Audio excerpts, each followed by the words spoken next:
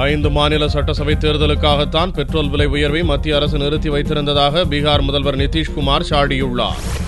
5 மாநில சட்டசபை தேர்தல் முடிந்தபின் பெட்ரோல் விலையை எண்ணெய் நிறுவனங்கள் உயர்த்தியிருப்பது சந்தர்ப்பவாதத்தையே காட்டுவதாக பீகார் முதல்வர் நிதிஷ்குமார் கூறியுள்ளார். சட்டசபை தேர்தல்களில் காங்கிரஸ் எந்த லாபமும் பெறாத நிலையில் சமையல் கேஸ் மற்றும் டீசல் விலையையும் உயர்த்தக்கூடும் என்றும் நிதிஷ்குமார் கூறினார்.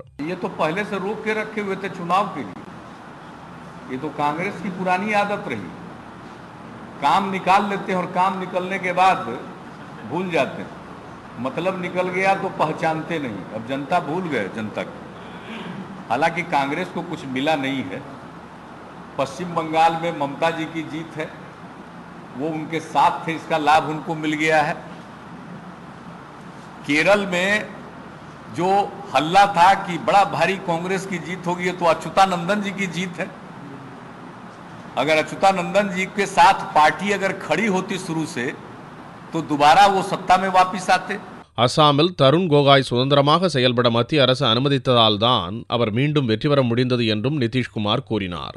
तमिलनाडु और पांडिचेरी में हार ही गए हैं. हाँ, आसाम में तरुण गोगोई जी के नेतृत्व पर जनता ने फिर से मुहर लगाई है.